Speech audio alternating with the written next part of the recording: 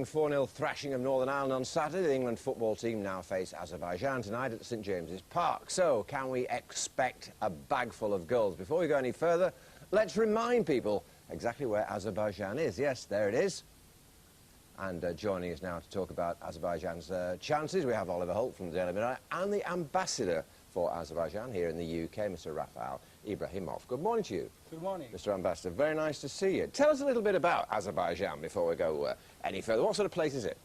Well, it's a country situated in the South Europe with a population of some 8.2 million. And the area of the country is about 86,000 square kilometers.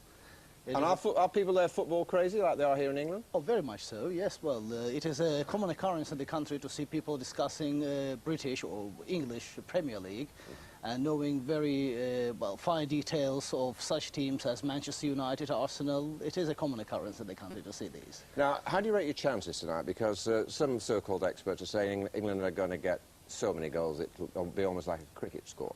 Yes, well, I've heard the forecast, but I would reserve an opinion on that one. I think that what really matters in the process is the game, is their performance.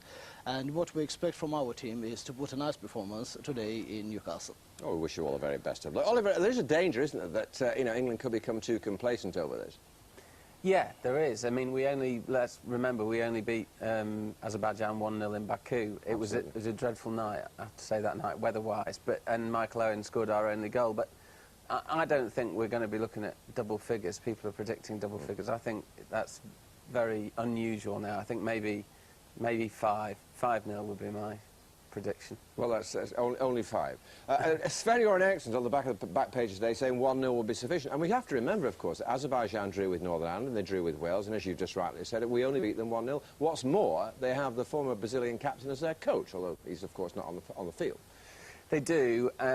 All those things said, they just lost 8-0 to Poland, and when we played, sorry to remind you of that, when we played Poland in Katowice, they looked like a very ordinary side, and we beat them in Katowice. So, using that logic, we shouldn't really have any problems. It's a dangerous game, guessing how many goals we're going to score, and it smacks of complacency, but I think it will be the biggest shock in English football history if we don't win.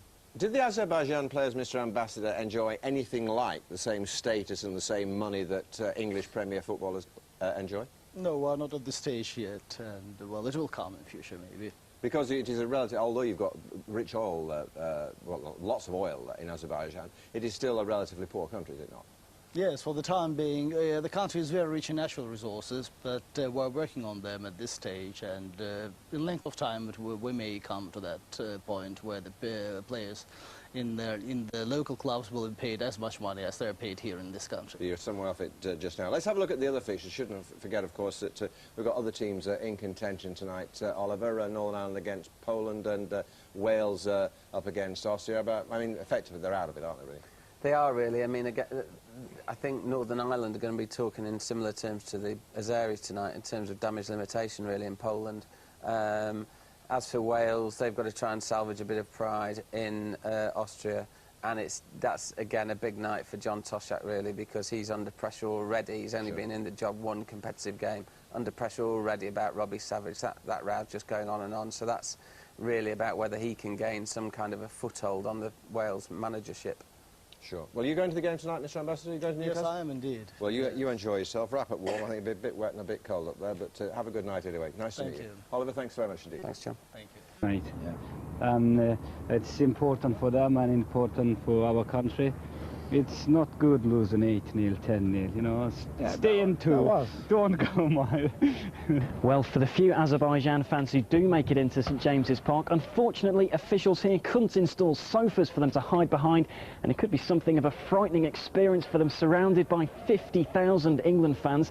They watched their side lose 8-0 at the weekend against Poland. Their coach says if they play as badly again tonight, well, they could lose 10-0 against England. It doesn't help when your goalkeeper earns himself the nickname Leaky Dimitri. You wonder what their Brazilian coach Carlos Alberto makes of it all. Back in 1970, he captained Brazil's legendary World Cup winning side. We are very well prepared to play at least a good game. I'm not saying that we're going to win England here in England, because the English team today in my opinion, is one of the best national teams in the world. Azerbaijan's man in London is also in town. The ambassador's expecting a sympathetic reception for his country. In our case, whatever it is, what is important is to have a good, high-quality game from the Azerbaijani team. And not losing 8-0. Well, not losing 8-0, certainly not, no. Sentiments which I'm sure are shared by these hardiest of football fans. Well, Eriksson says he'll be happy with a 1-0 win. Not quite sure that's tapping into the mood of the nation, but a win of any sort will keep England on top of their World Cup qualifying group, on course for those finals in Germany next year. Back to you, Kirsten.